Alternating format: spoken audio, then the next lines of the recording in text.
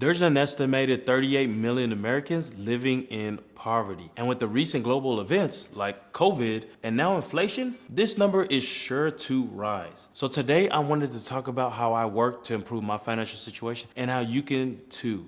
So be sure you stay tuned. Now, I really lucked out. When I look at how my life evolved, it kind of feels like I just got lucky. I got a few breaks after another that played out really well. Now, first off, I don't come from money. I've lived just what I would think average or normal upbringing, I should say. And it was really a few key moments that led to where I am today. In terms of me even going to college, I got lucky to be able to go to the school or the university I went to down in San Antonio because of sports. I played football in college, and that's what helped me to be able to even afford the school that I went to. And even in that case, I was more focused on having fun and partying with my friends than actually learning. And I think that's what led to me even barely graduating. It was at that moment I realized how important finances were. Even though I was an international business and finance major, I didn't learn much about when it came to personal finances. What really hit me was when I graduated and I wasn't able to find a job, and actually ended up working in a warehouse right after graduation. At that moment, I decided to focus on improving my income and kind of setting goals for myself and to be able to achieve what I wanted to in life. I really had to sit myself down and say, hey,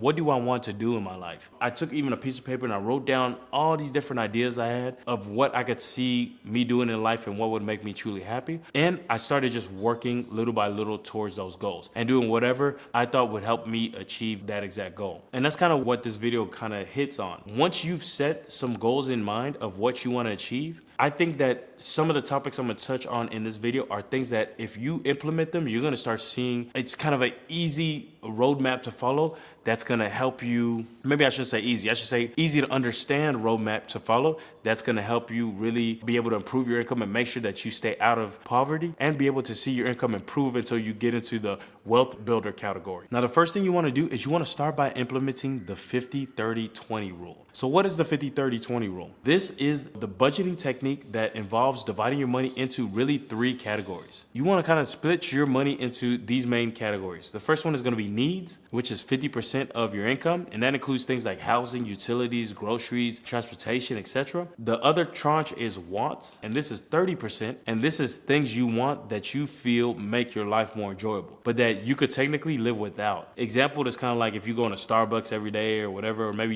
you buy Fashion Nova every other week. Some of you guys know what I'm talking about. Or I think now the new one is Shein, right? You're spending money every other week, maybe a couple $100 buying stuff from Shein, things like that. And the final tranche is savings, which is 20%. We all know that we have to save. It's a lot tougher to do it. And so those are the main categories you want to look at. Except I would say you want to make a few adjustments. First, you want to put the 30-20 portion in the same bank account and use it to be able to pay off your debts, okay? In other words, you want to focus on getting rid of as many debts as possible. That way you can start turning to building wealth. You don't want to try to build wealth when you have credit card debt and things like that. Now, in another bank account, you're going to put your 50%, your essentials. You want to use the other 50% on your essentials, the rent, food, etc. And this is going to force you to start having to cut down your expenses and having to start increasing your income. A few things you might see. You might start seeing, hey, your food costs are too high. Okay, well then you need to start cooking at home instead of eating out a lot less. Is your housing cost too high? Okay, well then you need to get either a roommate or you need to move to somewhere that's going to be a lot cheaper. Eventually you're going to start looking at all these different things. You're going to start cutting down where you can, so on and so forth.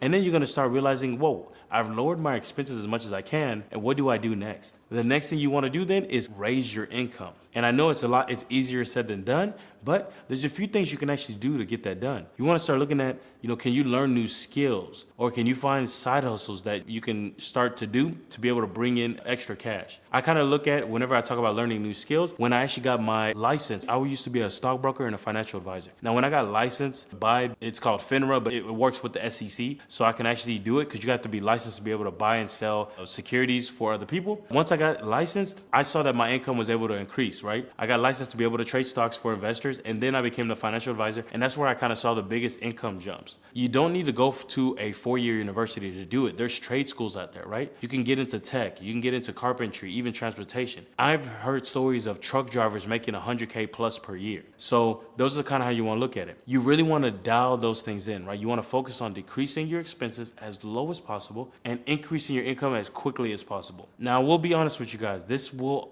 involve a period of tough times while you're actually learning new skills, but before you know it, you'll be coming out of the other side of the struggle. For me, I was working in a warehouse, started trying to learn new skills. I was already interested in investing, kind of pivoted into becoming a stockbroker. I did that for a little bit, and at the same time while I was doing that, I was looking at how can I increase my income again. Throughout this whole process, I had already been trying to get into entrepreneurship, and I was always buying and selling things, even ordering things from overseas and getting them shipped, kind of launching my own different products and things like that.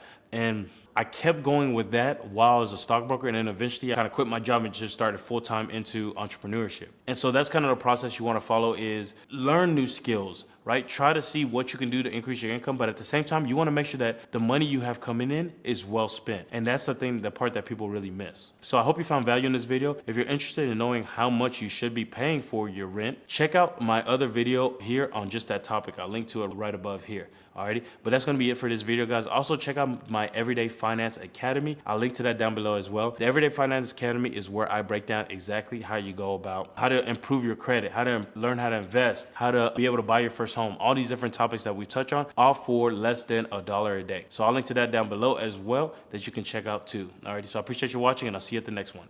Peace.